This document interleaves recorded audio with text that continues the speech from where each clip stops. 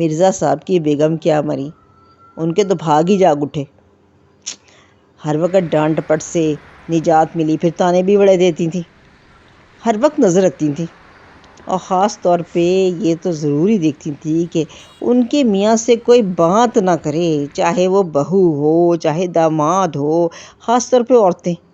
کوئی رشتہ دار عورت بھی بات کر لے تو انہیں فکر ہو جاتی تھی، پتہ نہیں اس سے ڈورے تو نہیں ڈال رہی، بڑی شکی مزاج تھی۔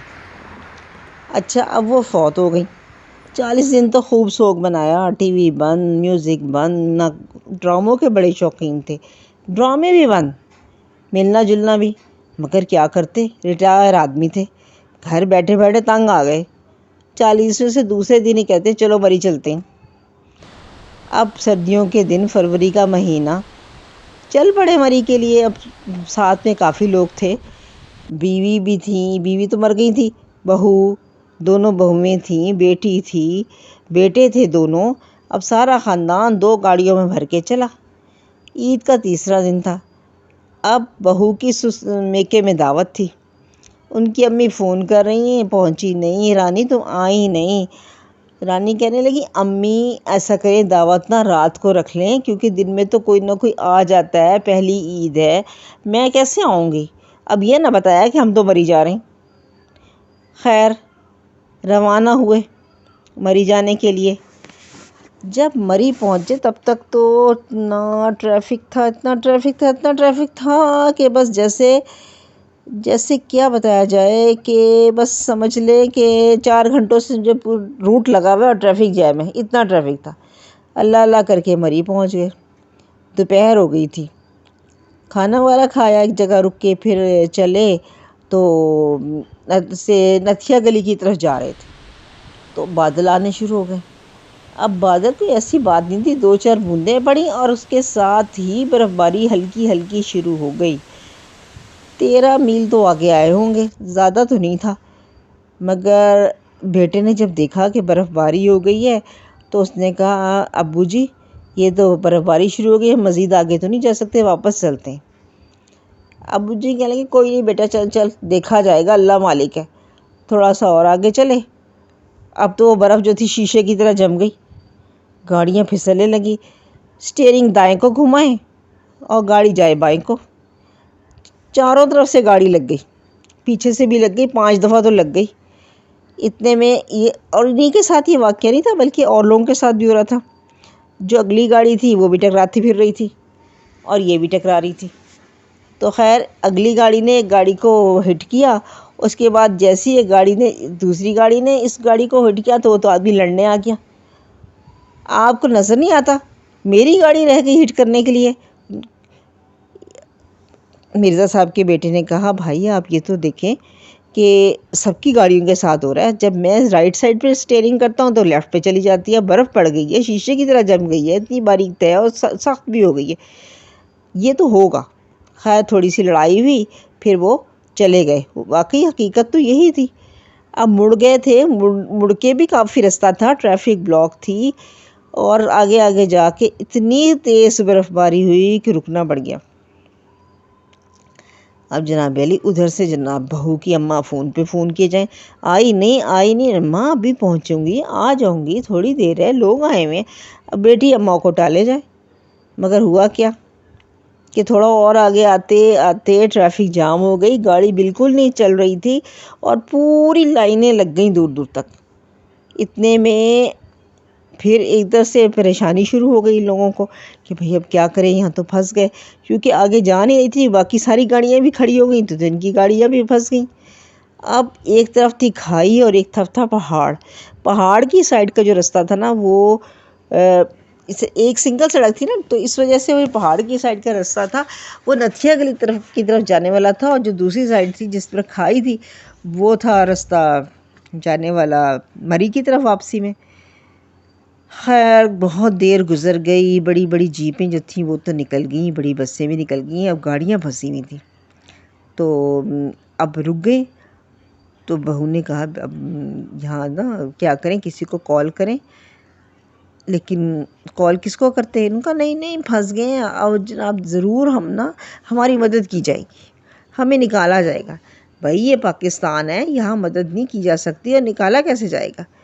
اسی ادھیڑ بن میں تھے کہ وقت گزرتا گیا اور برف جمتی گئی، اور حد یہ ہے کہ برف اتنی جم گئی کہ گاڑی کے اندر اتنا اندھیرا تھا کہ ہاتھ کو ہاتھ سجھا ہی نہیں دے رہا تھا۔ ٹھنڈ کی اتنی غضب کی تھی، اتنی غضب کی۔ اب وہ بزرگ صاحب، ان کے پاس تو صرف ایک کمبل تھا جو لے آئے تھے۔ اب بیٹے نے اپنی جیکٹ بھی اتار کے دے دی۔ بہو صاحبہ جو تھیں وہ سب سمپل کپڑوں میں تھیں، سویٹر پہنا ہوا تھا، زیادہ تو چیزیں تھیں نہیں، فروری کا مہینہ سمجھ کے آئے تھے، لیکن وہاں تو جی ٹھنڈ۔ اور جب برف پڑ گئی تو اتنا اندھیرا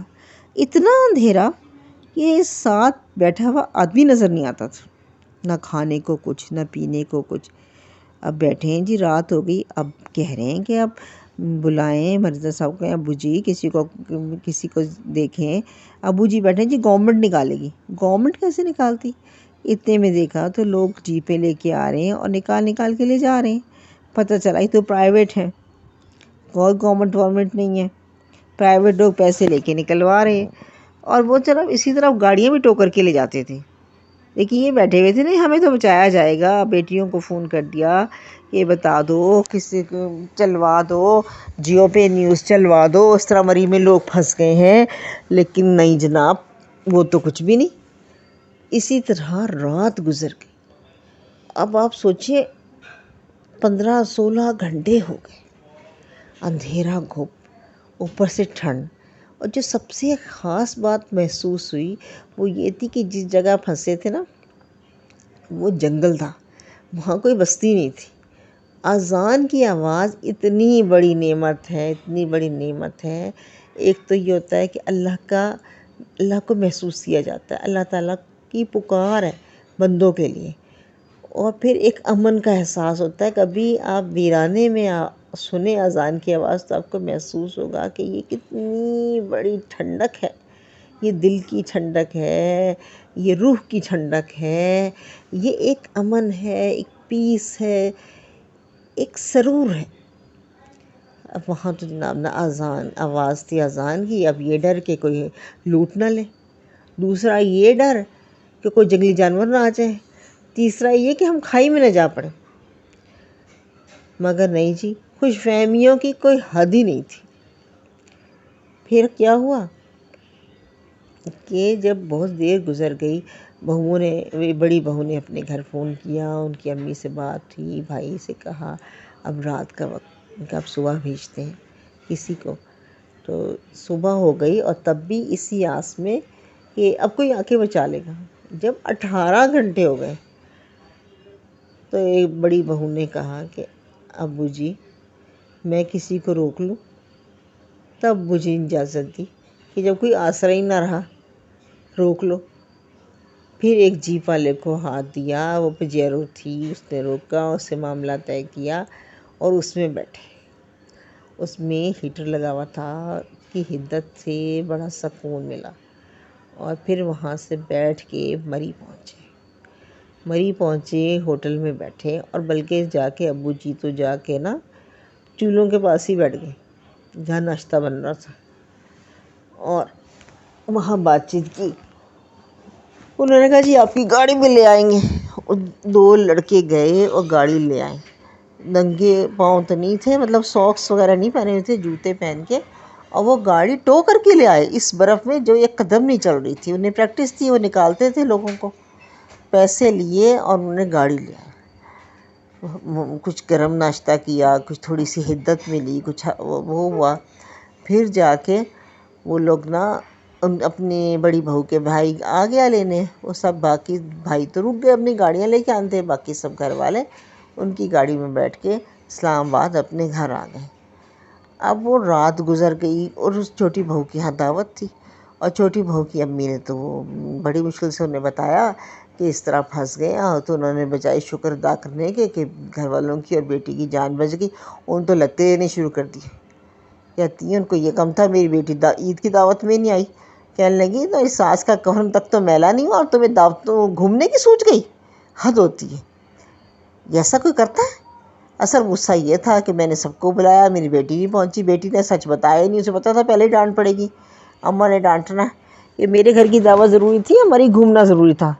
لیکن بھائی اس باقی سب لوگوں نے تو اللہ کا شکر ادا کیا، خیر خیریت سے اپنے گھر آ گئے 18 گھنٹے برف میں پھنس کے، اور کوئی نقصان اٹھائے بغیر، سے سردی اور تھوڑی سی بھوک برداشت کرنی پڑی، لیکن اپنے گھر صحیح سلامت آ گئے۔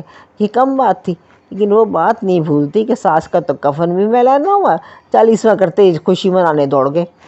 تو یہ بات ہوتی ہے کہ زندگی موت تو اللہ کے ہاتھ میں ہے۔